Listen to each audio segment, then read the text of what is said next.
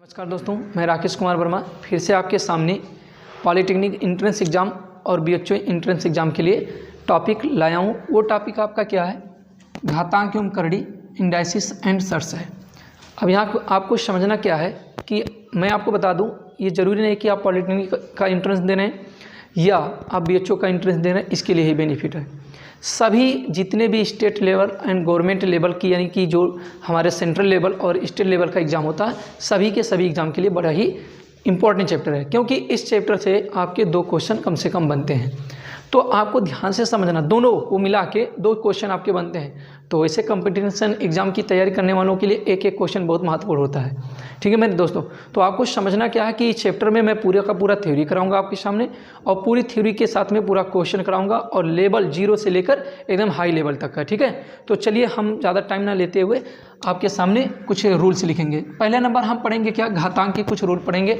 घातांक का रूल क्या होता है, यानी घातांक बनता क्या, यानी इंडाइसिस है क्या, इसके बारे में हम समझेंगे। देखिए, इंडाइसिस समझने से पहले मैं आपको बता दूं, कहीं ना कहीं आपको कुछ इस तरह से नंबर देखने को मिला होगा। आप इसको नंबर के रूप में, फिलहाल ये तो आपका वेरिएबल है, लेकिन मैं आपसे कहता हूं कि अगर कोई इस तरह से नंबर लिखा हो या कुछ भी लिखा हो, तो आप इसको कहेंगे a letter, small a letter है। अगर मैं इसी को कुछ इस तरह से लिख देता हूं, तो आप इसको कहते हैं कि ए पर पावर एन लगा मेरे दोस्तों। तो हम कह रहे हैं क्या कि जो हमारा ये जो लगा है, इसको हम लोग पावर कहते हैं। इसको हम लोग क्या कहते हैं मेरे भैया? इसको हम लोग पावर कहते हैं, और इस चीज़ को हम लोग क्या कहते हैं? बेस कहते हैं। ठीक है मेरे भाई, तो आपको ये क्लियर हो गया कि पावर और बेस में होता क्या है। ये हमारा बेस है और ये हमारा क्या है? पावर है। तो ये चीज़ें क्लियर हो गई। अब ये पावर और बेस तो मान लेते हैं एन एक नेचुरल नंबर होता है भाई। ये एन धनात्मक भी हो सकता है, ऋणात्मक भी हो सकता है, कुछ भी हो सकता है। ठीक है, तो मैं आपको बताने वाला हूँ कुछ रूल। तो पहले समझने वाली चीज़ सबसे ज़्यादा था क्या कि बेस आपको समझना था और पावर समझना था। अब यहीं पर इसके सामने कोई नंबर्स और लिख दिया जाए, जिसको मैं कह देता हूँ यहाँ नंबर कोई कैपिटल एन लिख देता हूँ। अब यहाँ जो नंबर लिखा जाता है, अगर इसके साथ कोई नंबर लिखा हो तो उस नंबर को हम कोफिशिएंट कहते हैं, यानी गुणांक कहते हैं मेरे भाई। क्या कहते हैं? गुणांक कहते हैं, कोफिशिएंट कहते हैं। ठीक है, तो आपको ये चीज़ समझने बहुत ज़रूरी है कि ये हमारा बेस होता है, ये हमारा पावर होता है, और ये हमारा जो एन है ये कोफिशिएंट होता है। ठीक है, अब यहाँ पर देखने की बात होती है, अगर हमसे कोई कहता है इस कैपिटल एन का कोफिशिएंट क्या होगा, तो कैपिटल एन का कोफिशिएंट ए पावर एन होगा, और ए पावर एन का कोफिशिएंट हमसे कोई पूछता है तो एन होगा। ठीक है, इतनी चीज़ें आपको समझ में आ गई होंगी। अब हम आपको बताते हैं कि इंडाइसिस के जो और रूल बने हैं, वो रूल के बारे में। देखिए, पहले नंबर तो फैक्टराइजेशन मेथड में लिखी हुई चीज़ें या फैक्टर मेथड में लिखी हुई चीज़ें अगर मैं आपसे कहूँ, तो ये चीज़ अगर लिखा हो ए गुणे ए, तो आप इसको कहते क्या हैं? आप बोलते हैं ए स्क्वायर हो जाता है। मैं कहता हूँ ए पावर ए, इस तरह से लिखा हो तो आप कहते हैं ए पावर क्यूब हो जाता है। ठीक है मेरे भैया, अगर मैं आपसे फिर से एक बार और कहता हूँ कि इतना कर दूँ, तो आप कहते हैं ए पावर 4, यानी कि ये 2 बार सेम नंबर का अगर मल्टीपल हो रहा है तो उनके जो पावर हुए हैं उन्हीं पावर को आपस में जोड़ लिया गया है। जो सेम, हमने कहा सेम बेस के मल्टीपल होते हों तो उनके पावर कुछ भी हों, उनको हम आपस में ऐड कर लेते हैं, तो ये 3 हुआ। अब ये 4 यानी 4 टाइम्स मल्टीपल हुआ, तो अभी तो ये 4 पावर लगा। तो मैं आपसे कहता हूँ कि अगर ए मल्टीपल ए ऐसे डॉट डॉट n बार इनका मल्टीपल हुआ। n बार मतलब कि जैसे आपने 4 बार का, आपसे अगर कोई कहता है 60 में, आप बताते हैं कि 4 बार लिखा तो ए पावर 4, 3 बार लिखा तो ए पावर 3, 2 बार लिखा ए पावर 2, ऐसे अगर n बार लिखा हो तो इसको हम लोग क्या कहते हैं? इसको हम लोग लिखते हैं ए पावर n। कितनी बार लिखते हैं? n बार के लिए ए पावर n हो गया। इतनी चीज़ें आपको समझ में आ गई होंगी। अब यहाँ पर सबसे समझने की चीज़ क्या थी कि अगर 4 बार था तो 4, n बार है तो n हो गया। अब इस वाले पार्ट को हम लोग कहते क्या हैं? इस वाले पार्ट को, इधर का जो पार्ट रहता है ये फैक्टर यानी गुणनखंड रूप कहलाता है। क्या कहलाता है मेरे भैया? गुणनखंड रूप कहलाता है। और ये जो हमारा रूप कहलाता है, इसको हम लोग इंडाइसिस फॉर्म कहते हैं, यानी घातांक रूप कहते हैं। इतनी चीज़ें अगर आपको समझ में आ गई तो आगे हम चलते हैं। ठीक है, अब ये आपको क्लियर हो गया कि ये गुणनखंड रूप हो गया, ये आपका घातांक रूप हो गया। ये सबसे बेनिफिट और सबसे ज़रूरी चीज़ था समझना। अब आगे हम चलते हैं चीज़ को समझते हुए। क्या समझना आपको? देखिए अगली बात,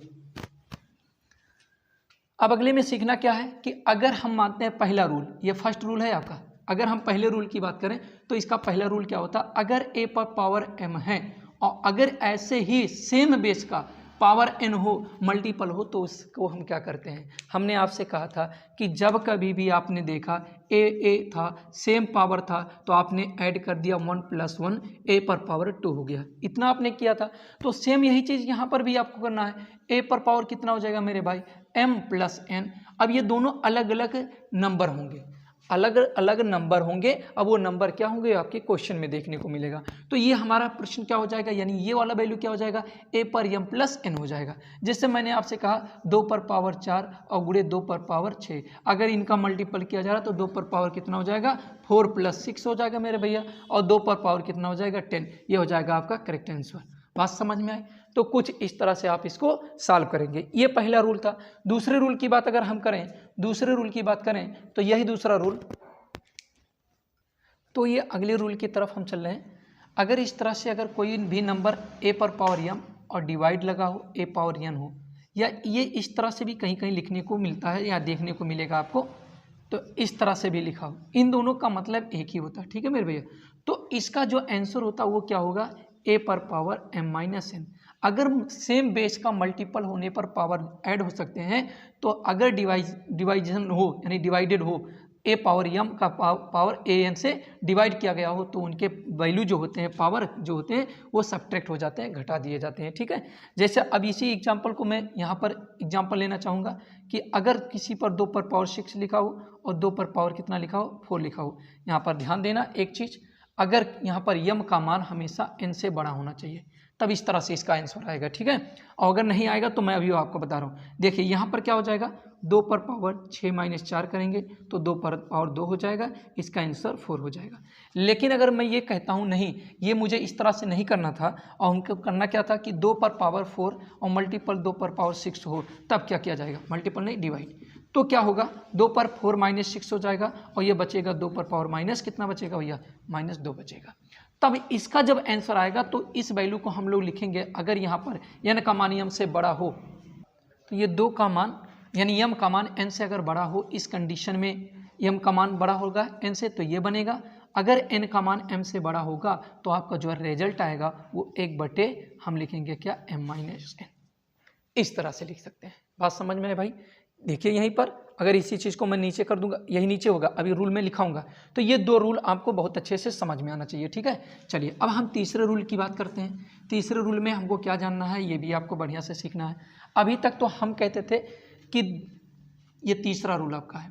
तीसरा रूल ये है कि अगर a × v का होल पावर m हो, a × b का होल पावर m हो, तो इसका वैल्यू क्या होगा। अब देखिए यहाँ पर 2 अलग अलग नंबर का यानी क्या हुआ, मल्टीपल, और उस मल्टीपल का वैल्यू बेस है, और इस बेस पर क्या लगा है, एक पावर लगा है। तो इसका मान क्या होता है, इसका मान ये होता है कि जब ये हम ब्रैकेट तोड़ते हैं तो ये जो पावर होगा वो दोनों पर क्या हो जाएगा, लग जाएगा। यानी a पर पावर m और गुणे b पर पावर m। लेकिन कुछ लड़कों के दिमाग में a + b का होल पावर m लगाओ, तो वो ऐसा करना चाहेंगे a पर पावर n और प्लस b पर पावर m, जो कि ये 100% रॉन्ग है। आप ऐसा गलती ना करें, ऐसा सिर्फ मल्टीपल में होगा, ऐसा सिर्फ मल्टीपल या डिवाइडेड में होगा, ठीक है। अब देखिए ये चीज़ आपको समझ में आनी थी। अब ये चीज़ हो गया आपको आंसर। देखिए कैसे, अगर मैं 3 × 2 लिखा हूँ, यानी 3 × 2 लिखा हूँ और इसका पावर 8 लगा है, तो इसका मतलब क्या हो जाएगा, 3 पे पावर 8 और गुणे 2 पर पावर 8 हो जाएगा। बात समझ में आया? इसका मतलब ये हुआ। तो मैंने आपका कन्फ्यूजन जो आपसे गलती होता है वो भी मैंने आपको बता दिया। नेक्स्ट इसका रूल क्या होता है कि अगर a / b हो और उसका पावर m लगा हो, तो फिर हमको लोग क्या कर दें, सेम यही बात होता है मेरे भाई कि मान लेते हैं कि रूम में 2 व्यक्ति बैठे हैं और ऊपर से कोई चीज़ गिर रहा हो, तो जो दोनों लोग बैठे हैं उनके दोनों पर पावर लगेगा, यानी a पर पावर m हो जाएगा और b पर पावर m हो जाएगा। यही इसका आंसर हो जाएगा। लेकिन कुछ लोग ये सोचेंगे ना कि ऐसा करते हैं a पर पावर m और -b पर पावर ऐसे कर दें, -b पर पावर m, लेकिन ये नहीं, ये गलत है। बस यहीं तक आपको आना है, इसके अलावा आप कुछ नहीं कर सकते हो। क्यों नहीं कर सकते हो? क्योंकि इसका बेस और इसका बेस क्या है, डिफरेंट है। जब 2 बेस डिफरेंट होते हैं तो उनको हम लोग इसके अलावा कुछ नहीं लिख सकते। अगर लिख सकते हैं तो वो लिख क्या सकते हैं, मैं आपको बता देता हूँ, a पर पावर m × b पर पावर -m लिख सकते हैं। इसके अलावा और नहीं कुछ लिख सकते हैं, ठीक मेरे भाई। यही लास्ट लिखने का तरीका होता है, इसके बाद लिखने का तरीका लास्ट यही है, इसके अलावा और कुछ नहीं। अब मैं जैसे आपसे कह देता हूँ 3/5 लिखा हुआ है और इसका पावर लगा दिया गया, 3 ही लगा दें या 4 लगा देते हैं, चलिए 4 लगा दिया और ये क्या हो जाता है, तो 3 पे पावर 4 हो जाएगा और 5 पे पावर 4 हो जाएगा। और बहुत ज़्यादा आपको लिखना है तो अब इसका जो वैल्यू होता है ना 3 गुणे 3 गुणे 3 4 बार करेंगे तो उसका आंसर उस पर आएगा, इस पे आंसर नहीं देखा, कहीं कहीं हो भी सकता है इसी पे आंसर आए, लेकिन ऐसा नहीं होता। अब इसको एक बार और लिखना चाहें तो कुछ इस तरह से भी लिख सकते हैं। तो आगे हमने क्या कहा आपसे कि कुछ इस तरह से बीच में थोड़ा साउंड होने लगता है तो रुकना पड़ता है भाई। तो ये इतना और इसको लिख सकते हैं 5 पर -4, यही आपका लास्ट आंसर हो जाएगा मेरे भैया, अगर पावर के रूप में आप लिखना चाहेंगे तो। अब इसके बाद अगला रूल क्या होता है, अगले रूल के बाद में अगर मैं आपसे बताऊं तो बहुत बेनिफिशियल रूल है ये और इसका यूज मैक्सिमम हर एक जगह में होता है। ज़रूरी नहीं कि मैथ में ही हो, वो फिजिक्स में भी होता है, केमिस्ट्री में भी हो सकता है, जो न्यूमेरिकल होते हैं उनकी जगह पे, ठीक है। तो मैं कहता क्या हूँ कि अगर पावर a पर पावर n लिखा हो, इसका यूज तो फिजिक्स और केमिस्ट्री में मैक्सिमम होता है, पावर को ऊपर ले जाना, पावर को नीचे ले जाना। हाँ, तो आपको यहाँ देखना है कि अगर a पर पावर माइनस लगा है तो उसे 1/, हम लिख सकते हैं, यानी प्रोपोर्शनल हो जाता है 1/, पॉजिटिव पावर के साथ। हमने क्या कहा कि 1/, पॉजिटिव पावर के साथ में लिख सकते हैं। या अगर हम आपसे कहें अगर इसी तरह से a पावर इतना लिखा हो तो इसको हम लिख सकते हैं a पे पावर -n, इतना भी लिख सकते हैं मेरे भाई, ठीक है। तो ये चीज़ें जैसे अगर मैं कह दूं, कुछ लड़के ऐसे पढ़ते होंगे फिजिक्स में, जैसे 5 × 10 पर -5 लिखा हो या 10 लिखा हो, या ऐसे ही मैं बता देता हूँ 1.6 × 10 पर -19, ये इलेक्ट्रॉन का, मैं एक चीज़ और आपको बता दूँ, ये इलेक्ट्रॉन का आवेश होता है, चार्ज होता है, या इलेक्ट्रॉन प्रोटॉन दोनों का। तो अगर इसी को लिखना हो तो इसको 1.6 × 10 पर +19 लिख सकते हैं। तो यही चीज़ हम इस तरह से लिख सकते हैं, इसीलिए मैंने ये बताया रूल, ठीक है। अब ये रूल भी आपका क्लियर हुआ। अब एक रूल आपको और जानना है जो कि बहुत ही वो भी एडवांस टाइप का है। मैं आपसे पूछता हूँ, अगर इस वीडियो को आप देख रहे हो और इस वीडियो में अगर आपको लगता है कि डायरेक्ट हम जो बोल रहे हैं क्वेश्चन उसका आंसर आप दे सकते हैं, तो बताइए इसका जो वैल्यू होता है वो कितना होता है। मैं आपको 2-4 सेकंड की नौबत दे। ओह, मैं तो आंसर ही लिख दिया यार, a पर पावर 0 में डायरेक्टली लिख दिया, तो इसका वैल्यू 1 ही होता भाई। चलो, आपके पास क्वेश्चन नहीं है। मैंने आपसे क्या कहा, अगर कोई भी पावर हो उस पावर पर, यानी कोई भी बेस हो उस बेस पर कोई पावर 0 लगा हो तो उस 0 का जो वैल्यू होता है वो कितना होता है, 1। तो हमने आपसे क्या कहा कि अगर कोई बेस है उसका पावर 0 लगा हो तो हमेशा उसका मान क्या होता है, 1 होता है। जैसे मैं अगर आपसे कह दूं ऐसे लिखा हो कोई नंबर और इस नंबर का पावर 0 लगा है तो इसका जो वैल्यू आएगा हमेशा 1 आएगा। ये एसएससी वालों में ऐसा क्वेश्चन कुछ मिल जाता है जिसको वो सॉल्व जब करते हैं ना तो वहाँ पर कुछ इस तरह से, जैसे मान लेते 3 पर 41 दे दिया है और गुणे 3 पर -41 दे दिया है, तो ऐसे लड़के समझ नहीं पाते इसका आंसर क्या होता है, तो उनके लिए कुछ इस तरह से लड़के बना देंगे कि +-0 कट के हो गया और 3 पे पावर इसका 0 तो इसका वैल्यू 1 हो जाएगा। तो इतना ईजी नहीं पूछता, थोड़ा सा लेवल का क्वेश्चन पूछता हो, तब के लिए मैं कह रहा हूँ, ठीक है मेरे भाई। तो अब इसके बाद एक फार्मूला और हम एडवांस में जानेंगे, वो भी कुछ इस तरह से, a पर पावर m का पावर n और उसका पावर p लगा। तो अब मैं क्या कर सकता हूँ ऐसे क्वेश्चनों का, तो ऐसे क्वेश्चन ऐसे अगर फार्मूले दिखते हों तो a पर पावर m और उसके ऊपर पावर n इंटू p या p इंटू n कर सकते हैं। इसका मतलब ये हुआ मेरे भाई, ठीक है। ये नहीं लगेगा, ये ब्रेकर नहीं लगेगा, कुछ इस तरह से, मतलब इस m का जो पावर होना चाहिए n इंटू p लिख सकते हैं मेरे भाई, ठीक है। तो अब हम चलते हैं कि ये चीज़ इंडाइसिस का खत्म हुआ, इंडाइसिस का जितना रूल था वो खत्म हुआ। अब इसके अकॉर्डिंग एक क्वेश्चन मैं आपको दे रहा हूँ और बहुत ही बेहतरीन क्वेश्चन है, कुछ इस तरह से 3 पर m-1 और +3 पर कितना है m+1 है और ये 1 प्लस m+1 और ये कितना है 810 है मेरे भाई, कितना है 810 है। हाँ, कुछ इतना क्वेश्चन यहाँ बिल्कुल एकदम करेक्ट क्वेश्चन ये है। अब इसी को आपको सॉल्व करना, तो इसको आप कैसे सॉल्व करेंगे देखिए।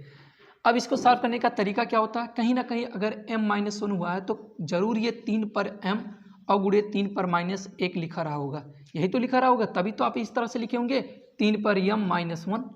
तो मैं इसको यही ब्रेक करता हूँ। अब जिसको ब्रेक करने आता है डायरेक्टली ब्रेक करके कॉमन लेगा, जो एसएससी लेवल के स्टूडेंट हैं 3 पर m कॉमन करेगा तो 3 पर m कॉमन हो गया भैया, और बचा कितना 3 पर -1 और 3 पर +1। अब ये मत कहना कि इसको काट के 0, नहीं, ये इसका व्युत्क्रम है, इसका ये प्रोपोर्शनल है। तो प्रोपोर्शनल वैल्यू क्या होता है आप सॉल्व कर देंगे, इसका प्रोपोर्शनल वैल्यू क्या होगा 3 और 3 त्रिका 9 और 1 10 और 10 बटे कितना हो जाएगा मेरे भैया 3 हो जाएगा और ये इतना हो जाएगा। इससे तो इसको काट दिया गया, बोलिए हाँ या ना, क्योंकि एक जीरो मिल गया। और 3 पर m बराबर कितना हो जाएगा 81 को हम लोग लिख सकते हैं 3 पे 4 और फिर ये डिवाइड है तो दूसरे पक्ष में क्या होगा मल्टीपल हो जाएगा यहाँ 81 में, तो एक पावर और आके जुड़ जाएगा यानी हो जाएगा 3 पे पावर 5। अब देखिए बेस बराबर है तो पावर को हम लोग भी बराबर कर सकते हैं, मतलब कहने का क्या है 3 पे पावर 5 है और 3 पे पावर m और 3 पे पावर 5 है, तो इसका मतलब ये हुआ कि 3 पे पावर जो आपका है तो ये कितना हो जाएगा, ये हो जाएगा 243। अच्छा 243 मेरे कहने का साफ साफ मतलब यह है कि अगर मैं इस 3 के क्रम में 243 को 3 के क्रम में बनाऊंगा तो ये 3 का बेस बनेगा। 3 का जब बेस बनाया तो इस n की जगह पे कौन सा नंबर होना चाहिए, तो 5 ही होना चाहिए, जिससे ये पूरा बराबर होगा। तो इसीलिए ये कहा जाता है कि अगर इन दोनों का बेस बराबर है, अगर दोनों का बेस बराबर है तो पावर को बराबर कर सकते हैं, इसीलिए m बराबर इसका आंसर हो जाएगा 5। अब यहाँ पर मैं आपको बता दे रहा हूँ फार्मूला, देखिए थोड़ा सा ये भी यूज का फार्मूला है, ठीक है। वो फार्मूला क्या है आपके लिए, देखिए अगर x पे पावर m है और बराबर x पे पावर n है, तो यानी कि अगर बेस बराबर हैं तो हम यहाँ पर लिख सकते हैं m बराबर n। इफ है इतना तो देन तब हम लिख सकते हैं कितना m बराबर n। अगर x पे पावर m है और ये पावर y है, y पे पावर m है, तो अगर इनकी पावर बराबर हैं, अगर पावर बराबर हैं तो इनके बेस आपस में क्या होंगे, बराबर हो जाएंगे। इसका भी यूज बहुत होगा इसी चैप्टर के क्वेश्चन में, ठीक है मेरे भैया। तो मैं मिटा रहा हूँ फिर चलता हूँ। अब देखिए एक क्वेश्चन आपके सामने और आ गया है कि y पर x बराबर y पर x हो तो x बटे वाई का होल पावर x बटे वाई का मान क्या होगा। देखिए ऐसे क्वेश्चन भी एग्जाम में, ये कई बार एग्जाम में पूछा जा चुका हुआ क्वेश्चन है, इसीलिए मैं आपको करा रहा हूँ। तो देखिए ये कैसे आप करेंगे, बहुत ही नॉर्मल तरीके से आप करेंगे, ठीक है। देखो यहाँ से मैं क्वेश्चन अब नहीं लिख रहा हूँ, देखो ये y है ना, तो इसका पावर अगर दूसरे साइड में जाता है, अगर किसी, हमने आपसे क्या कहा कि अगर किसी का पावर दूसरे पर जाता है तो वो 1 पावर यानी कि क्या हो जाता है, प्रोपोर्शनल हो जाता है पावर, ठीक है मेरे भैया। देखिए ये एक क्वेश्चन बता के हम बंद कर देंगे वीडियो, क्योंकि थोड़ा आवाज़ ज़्यादा हो रहा। तो y बराबर क्या हो जाएगा, x पर क्या हो जाएगा, x पर y का होल पावर 1/x हो जाएगा। और आप बहुत अच्छे से जानते हो क्या कि अगर पावर का ब्रैकेट टूटता है तो इन दोनों पावर का मल्टीपल होता है, मैंने एक रूल बताया था। तो ये y बटे x हो जाएगा, ये y का मान निकला। अब इसका वैल्यू पूछ रहा है, तो x बटे y का होल पावर क्या है, x बटे y है, तो मैं x बटे y की जगह पे क्या लिखूंगा मेरे भैया, y पर इतना, यानी x पर y की जगह पर मैं ये चीज़ यहाँ ला के रख दिया, यानी x पर y बटे x का होल पावर x बटे y।